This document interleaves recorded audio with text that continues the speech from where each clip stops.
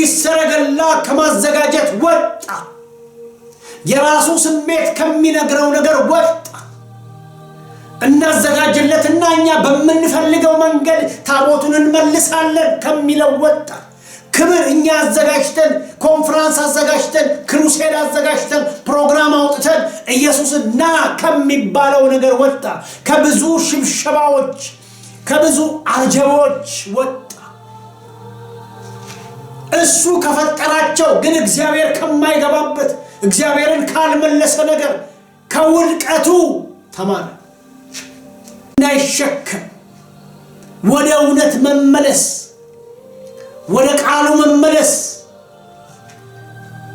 ጩኸት ባለበት እነ ማርያም ዘመዶቻቸው ጋር ሲሄዱ በጣም የሚያስገርመው ዘመዶቻቸውም ጋር ሲሄዱ ዘመዶቻቸውም ያለ ኢየሱስ ናቸው።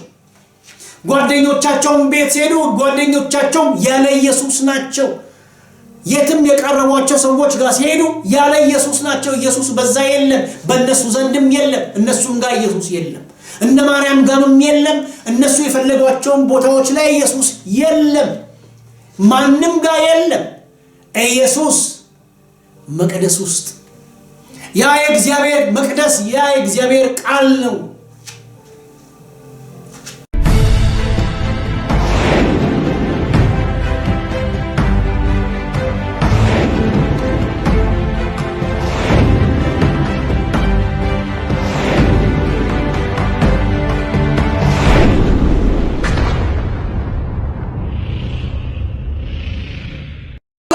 እግዚአብሔር ቁጣ በላያችን ላይ እንዲየነደደው እናንተ ሌዋውያን ቀድሞውኑ ስላላመጣችሁት ነው። እኛም ብንሆን ምን ማድረግ እንዳለብን በታዘዘው መሰረት አልጠየቅነውም። እግዚአብሔርን ራሱን አልጠየቅነው። ክብር እንዴት ነው የሚመጣው ብለን አልጠየቅነው። ክብር እንዴት ይገለጣል ብለን አልጠየቅንህ። ስተት የመጣው ምን ማለት ነው? ሰው የሞተው፣ ሰው የተገደለው፣ ሰው የተቀሰፈው ባለመጠየቃችን ነው። እግዚአብሔር እንዴት ነው የሚገኘው ብለን ባለማለታችን ነው። ክብሩ እንዴት ነው የሚመጣው ብለን ባለማለታችን ነው። የደረሰብን ነገር የደረሰው ከኛ ስተት ነው።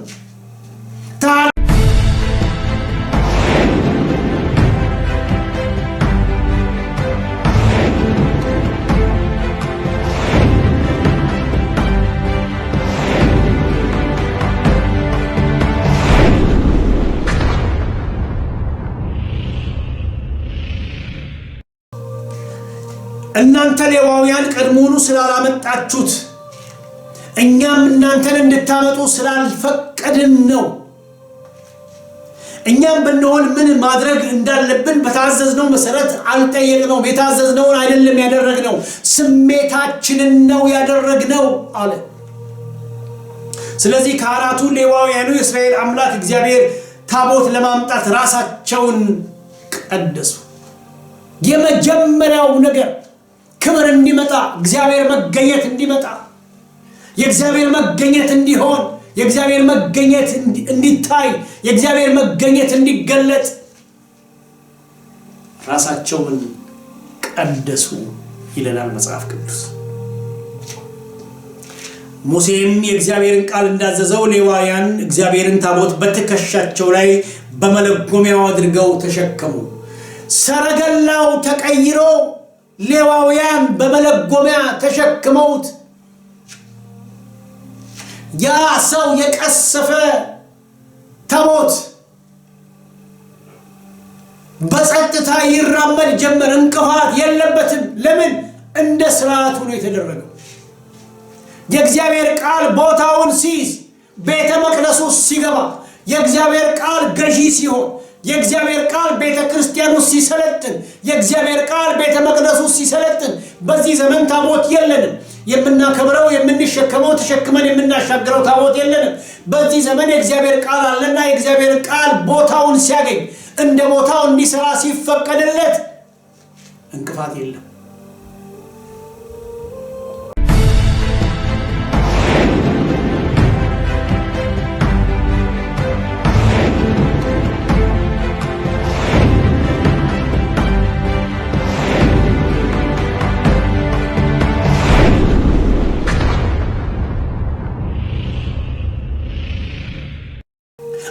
አዲስ ሰረገላ ከማዘጋጀት ወጣ። የራሱ ስሜት ከሚነግረው ነገር ወጣ። እናዘጋጅለትና እኛ በመንፈልገው መንገድ ታቦቱን እንመልሳለን ከሚለው ወጣ። ክብር እኛ አዘጋጅተን ኮንፈረንስ አዘጋጅተን ክሩሴድ አዘጋጅተን ፕሮግራም አውጥተን ኢየሱስን ና ከሚባለው ነገር ወጣ። ከብዙ ሽብሸባዎች ከብዙ አጀቦች ወጣ። እሱ ከፈጠራቸው ግን እግዚአብሔር ከማይገባበት እግዚአብሔርን ካልመለሰ ነገር ከውድቀቱ ተማረ።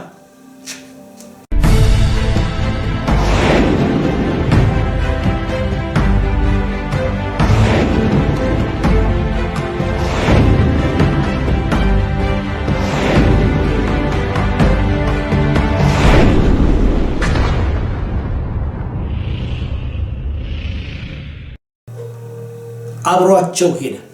መጽሐፍ ቅዱሳችን በአንደኛ ዜና ምዕራፍ 13 ላይ ብሉይ ኪዳን ዳዊት በእግዚአብሔር ብቻ የሚታመን ሰው ሳይሆን በጦርነትም የሚያምን ሰው ነው። እግዚአብሔር ከሰረፈው በኋላ እግዚአብሔር ድል ከሰጠው በኋላ የእግዚአብሔር ታቦት ትዝ አለው። መፈለግን በውስጡ አገኘ። እንፈልገው አለ። በአባቶቻችን ዘመን አልፈለግነውምና እንፈልገው። የሕዝብ ሁሉ ጥያቄ ነው። ታቦት ተማርኮ ነው ያለው። ታቦት ወጥቶ ነው ያለው። ቦታው ላይ አይደለም ያለው። ስለዚህ ማንም ታቦት እንዲመለስ ይፈልጋል። ማንም ክብር እንዲመለስ ይፈልጋል። ግን ክብር እንዴት ነው የሚመለሰው? የእግዚአብሔር መገኘት እንዴት ነው የሚመለሰው? በማርያምና በዮሴፍ እንደተደረገው ነው። ወደ መቅደሱ በመሄድ ነው ኢየሱስን ማግኘት የሚቻለው። እሱ ወደሚገኝበት በመሄድ ብቻ ነው ማግኘት የሚቻለው። ዳዊት እንደዚህ አለ።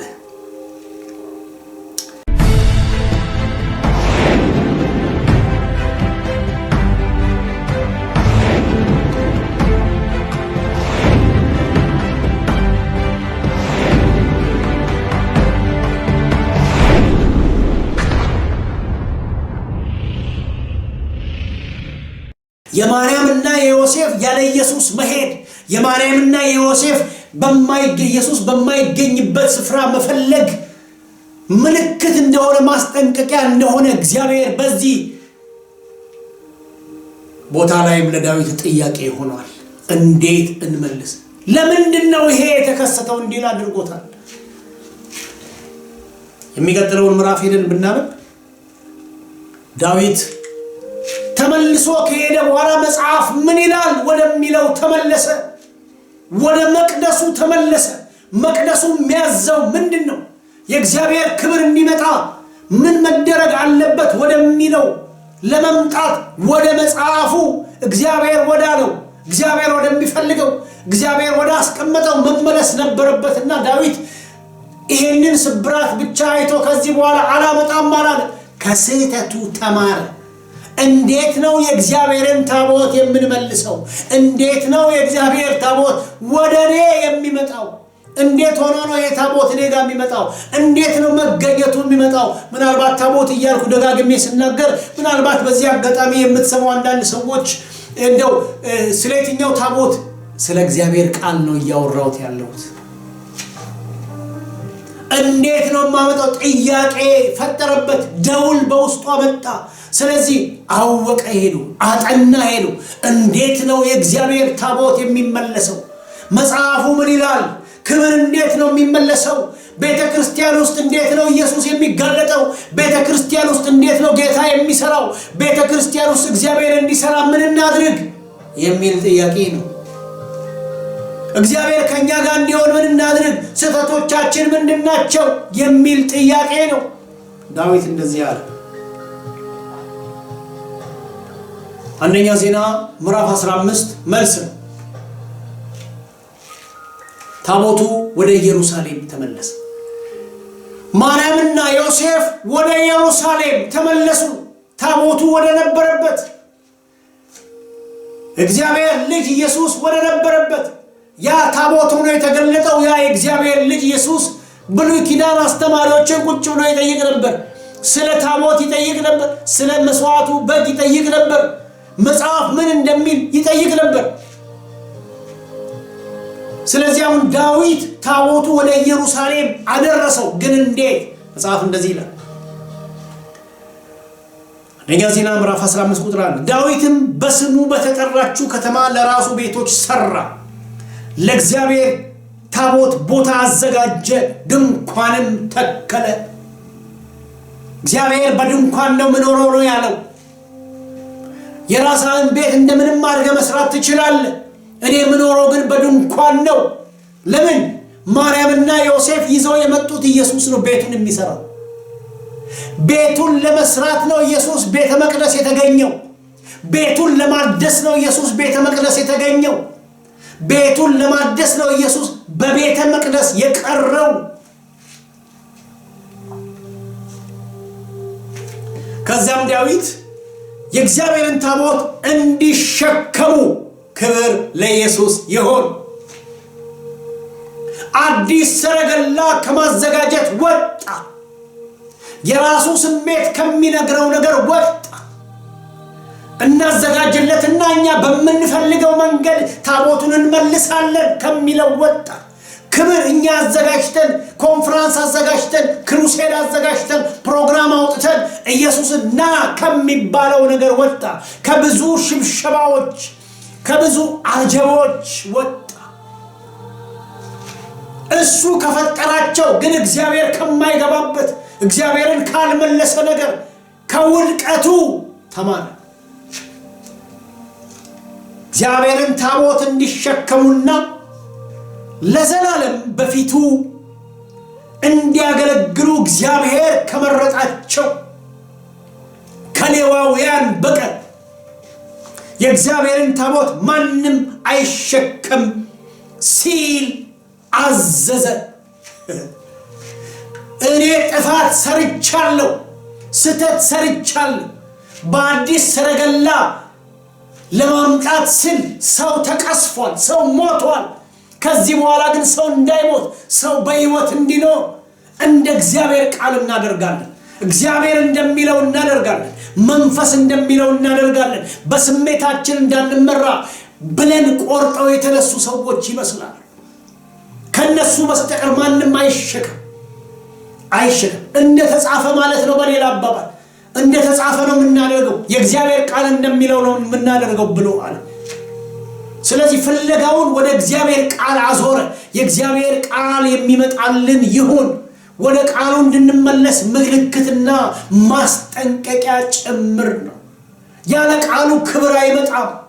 ያለ እግዚአብሔር ቃል መገኘት የለም።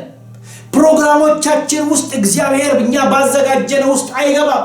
እግዚአብሔር አዳምና ሔዋንን ሰርቶ ከጨረሰ በኋላ ወደ ገነት ወሰደው ይላል መጽሐፍ ቅዱስ። ወደ ገነት ካስገባ በኋላ ገነት ላይ የተተከሉ ዛፎች ስለነበሩ ከአራቱም አቅጣጫ የሚያጠጡ ወንዞች ነበሩ። አዳም አልፈጠራቸው። በቂ ውሃ ይፈስ ነበር ለገነት። ገነትን የሚያጠጡ፣ ገነትን የሚያለሙ፣ ገነትን የሚያበጁ ለገነት የተዘጋጁ ወንዞች ነበሩ። እግዚአብሔር ራሱና ራሱ በቂ ነው። የእግዚአብሔር መንፈስ በቂ ነው። ይፈሳል።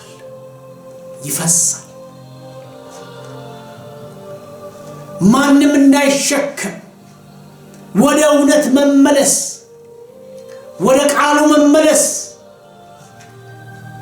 ጩኸት ባለበት እነ ማርያም ዘመዶቻቸው ጋር ሲሄዱ በጣም የሚያስገርመው ዘመዶቻቸውም ጋር ሲሄዱ ዘመዶቻቸውም ያለ ኢየሱስ ናቸው። ጓደኞቻቸውም ቤት ሲሄዱ ጓደኞቻቸውም ያለ ኢየሱስ ናቸው። የትም የቀረቧቸው ሰዎች ጋር ሲሄዱ ያለ ኢየሱስ ናቸው። ኢየሱስ በዛ የለም፣ በእነሱ ዘንድም የለም፣ እነሱም ጋር ኢየሱስ የለም። እነ ማርያም ጋርም የለም፣ እነሱ የፈለጓቸውን ቦታዎች ላይ ኢየሱስ የለም፣ ማንም ጋር የለም። ኢየሱስ መቅደስ ውስጥ ያ የእግዚአብሔር መቅደስ ያ የእግዚአብሔር ቃል ነው።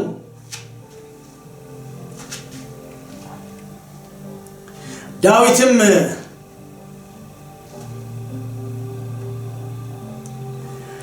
የእግዚአብሔርን ታቦት ወደ አዘጋጀው ስፍራ እንዲያመጡ እስራኤላውያን ሁሉ በኢየሩሳሌም ሰበሰበ። የአሮን ዘሮችና ሌዋውያኑ በአንድነት ተሰበሰቡ። አንድም ቦታ ላይ ጄኔራሎች አልተጠቀሱም፣ ጦረኞች አልተጠቀሱም፣ የድል አምጪ ወታደሮች አልተጠቀሱም። እንዲህ አላቸው፣ እንግዲህ እናንተ ሌዋውያን ቤተሰቦች አለቆች ስለሆናችሁ እናንተና ወንድሞቻችሁ ሌዋውያን ራሳችሁን ቀድሱ። ከዚያም የእስራኤልን አምላክ የእግዚአብሔርን ታቦት ወደ አዘጋጀውለት ቦታ አምጡት።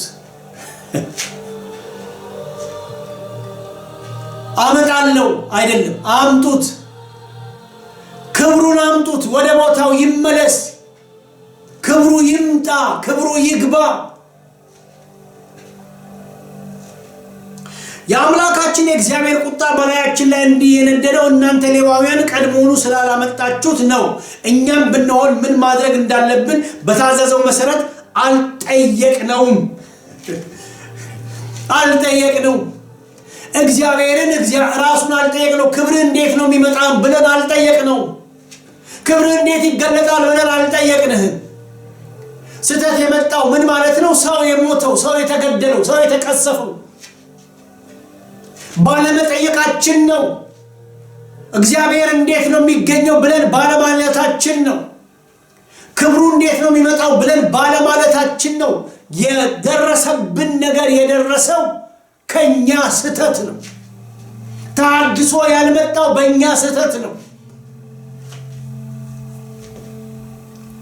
የተቀባ ክርስቶስ ወይም ደግሞ ብዙ ክርስቶሶች የበዙት ምክንያቱ እንደዚህ ነው። ዳዊት እንዳለው ነው፣ ሳንጠይቀው በስቷል። ሜዲያ የሚያሳየው ክርስቶስ አለ፣ መቅደስ ውስጥ አለ ተብሎ የሚባል ኢየሱስ አለ። የትም ቦታ ኢየሱስ አለ ብላችሁ የምትሄዱበት ቦታ ላይ ሁሉ ቦታውን የሚመስል ኢየሱስ አለ። ዳዊት ያለው እሱን አልጠየቅነውም። ካለመጠየቃችን የተነሳ ጉዳት ደርሷል። አሁን ግን ገብቶናል። አሁን ግን ተመልሰናል። አሁን ግን እናንተ መልሱት። ወደ ኢየሩሳሌም ይምጣ፣ ክብር ይምጣ። የአምላካችን የእግዚአብሔር ቁጣ በላያችን እንዲህ የነደደው እግዚአብሔር ከመስራት ይልቅ ቁጣን ያመጣው እግዚአብሔር ክብሩን ከመግለጥ ይልቅ ቁጣ በመካከላችን የሆነው አንድ ቤተሰብ ላይ አደጋ የመጣው በአንድ ቤተሰብ ላይ ሞት የመጣው በብዙ እስራኤላውያን ላይ አይተው የማያውቁትን አይነት መቅሰፍት የመጣው እናንተ ሌዋውያን ቀድሞውኑ ስላላመጣችሁት እኛም እናንተን እንድታመጡ ስላልፈቀድን ነው። እኛም ብንሆን ምን ማድረግ እንዳለብን በታዘዝነው መሰረት አልጠየቅነውም። የታዘዝነውን አይደለም ያደረግነው፣ ስሜታችንን ነው ያደረግነው አለ። ስለዚህ ካህናቱ ሌዋውያኑ የእስራኤል አምላክ እግዚአብሔር ታቦት ለማምጣት ራሳቸውን ቀደሱ። የመጀመሪያው ነገር ክብር እንዲመጣ፣ እግዚአብሔር መገኘት እንዲመጣ፣ የእግዚአብሔር መገኘት እንዲሆን፣ የእግዚአብሔር መገኘት እንዲታይ፣ የእግዚአብሔር መገኘት እንዲገለጥ ራሳቸውን ቀደሱ ይለናል መጽሐፍ ቅዱስ። ሙሴም የእግዚአብሔርን ቃል እንዳዘዘው ሌዋውያን እግዚአብሔርን ታቦት በትከሻቸው ላይ በመለጎሚያው አድርገው ተሸከሙ። ሰረገላው ተቀይሮ ሌዋውያን በመለጎሚያ ተሸክመውት ያ ሰው የቀሰፈ ታቦት በጸጥታ ይራመድ ጀመር። እንቅፋት የለበትም። ለምን? እንደ ስርዓቱ ነው የተደረገው። የእግዚአብሔር ቃል ቦታውን ሲይዝ፣ ቤተ መቅደሱ ሲገባ፣ የእግዚአብሔር ቃል ገዢ ሲሆን፣ የእግዚአብሔር ቃል ቤተ ክርስቲያኑ ሲሰለጥን፣ የእግዚአብሔር ቃል ቤተ መቅደሱ ሲሰለጥን፣ በዚህ ዘመን ታቦት የለንም። የምናከብረው የምንሸከመው ተሸክመን የምናሻገረው ታቦት የለንም። በዚህ ዘመን የእግዚአብሔር ቃል አለና የእግዚአብሔር ቃል ቦታውን ሲያገኝ እንደ ቦታው እንዲሰራ ሲፈቀድለት እንቅፋት የለም።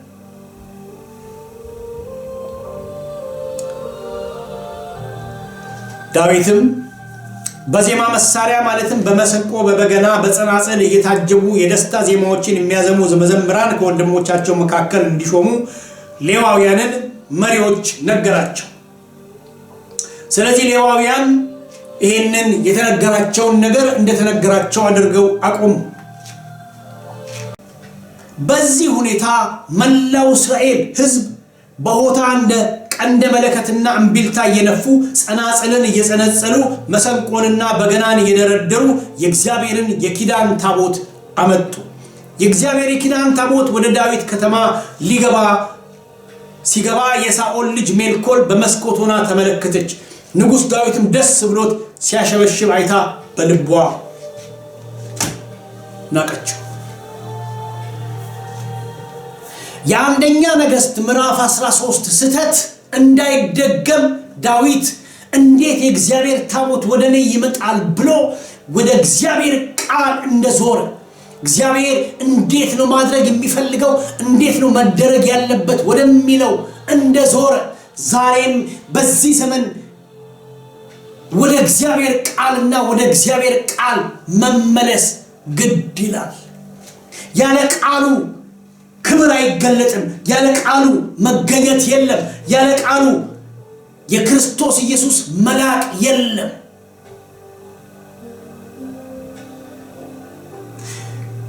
የተገባቸውን ሰዎች በየስፍራው ካስቆመ በኋላ ዳዊት ኤፉድ ለብሶ ይላል በእግዚአብሔር ፊት ያሸበሽብ ነበር። የመጀመሪያው ምዕራፍ ላይ ማለትም ዜና ምዕራፍ 13 ላይ ሜልኮል አልተጠቀሰችም ነበር። ድንገት ነገሩ ትክክል ሲሰራ ነገሩ ትክክል ሲሆን ነገሩ ስሙዝሊ ሲሄድ እንደተፈለገው መጽሐፍ እንደሚለው ሙሴ እንዳዘዘው መጓዝ ሲጀምር ዳዊትም ልብሱን ለብሶ ሲያሸበሽብ እንዲሁም ደግሞ ልብሱን አውልቆ ሲያሸበሽብ የገዛ ሚስቱ አየችው። ሜልኮል የሳኦል ልጅ አይታው ናቀችው ይላል።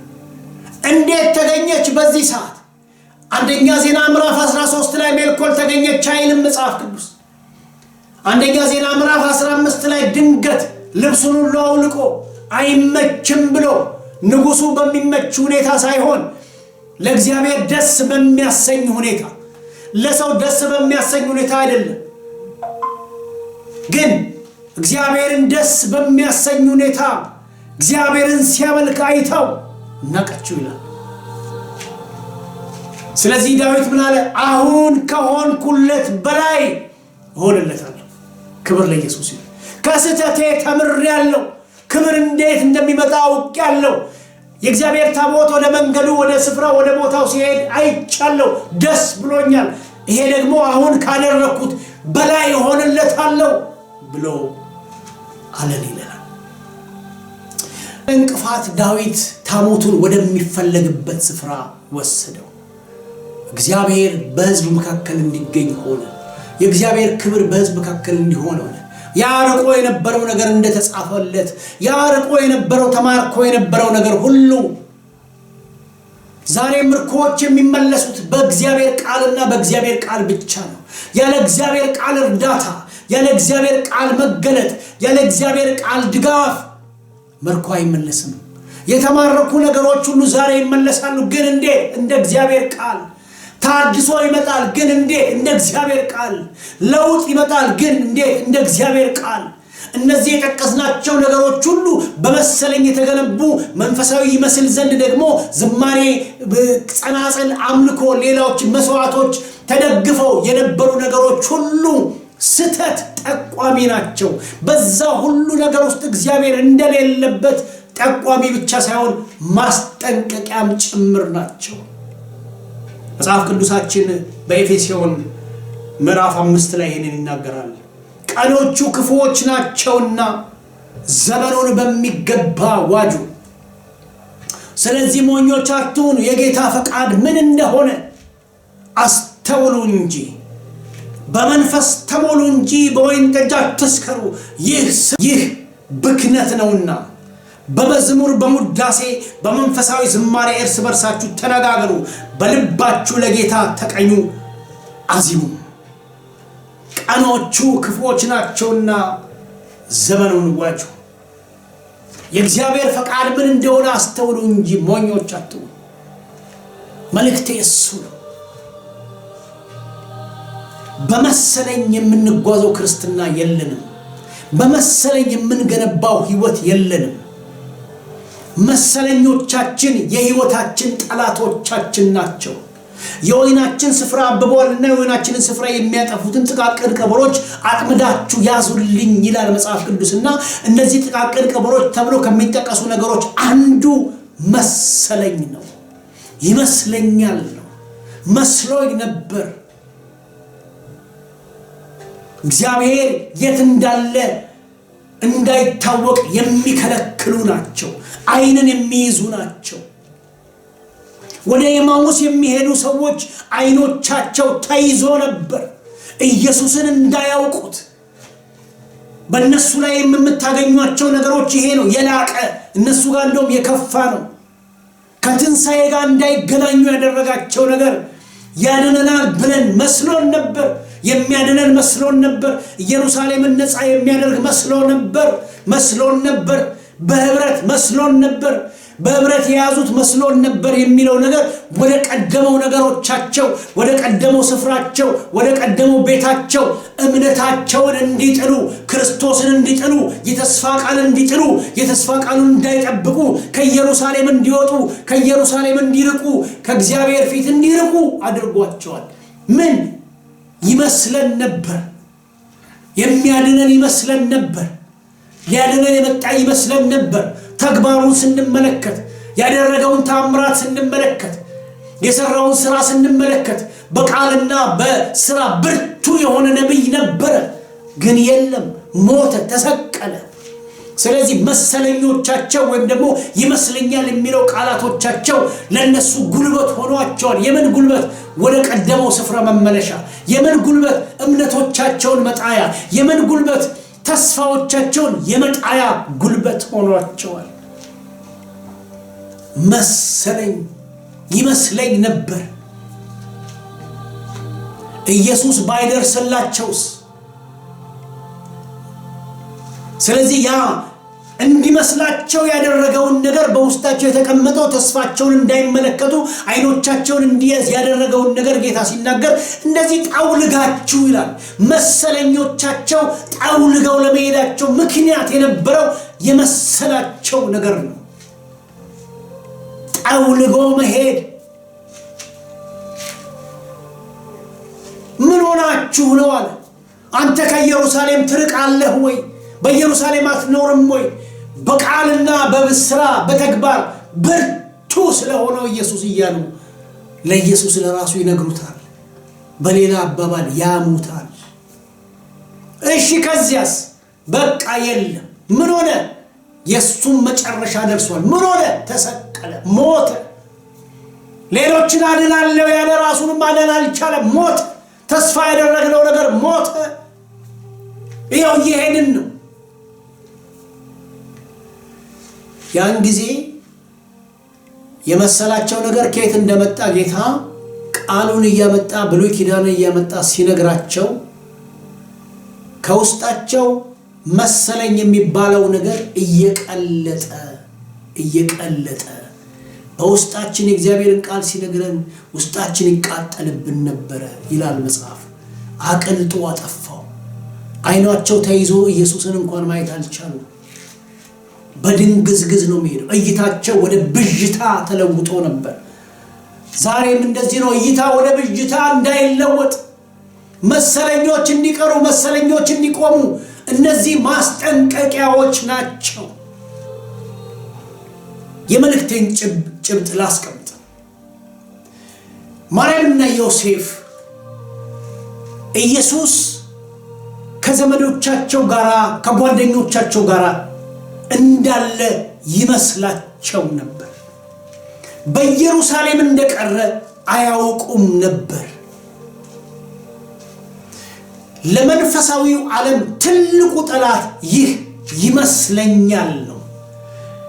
በማርያምና በዮሴፍ ላይ ይመስለኛል ያመጣው ነገር መከራ ነው።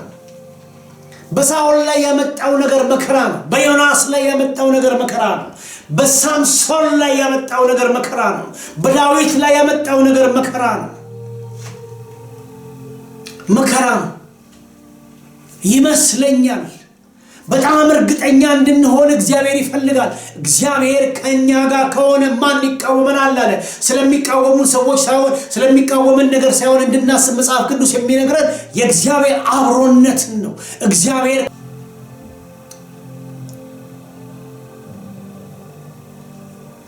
ወደ ቃሉና ወደ ቃሉ ዘመኑ ክፉ ነው። ዘመኑን ዋጁ። የእግዚአብሔር ፈቃድ ምን እንደሆነ አስተውሉ እንጂ ያየናቸው ሰዎች ሁሉ የነሱ ላይ የነበረው ጉድለት አለማስተዋል ስለሆነ አስተውሉ እንጂ ሞኞች አትሁኑ። ወደ እግዚአብሔር ፈቃድ መመለስ። ክብር ለኢየሱስ ይሁን።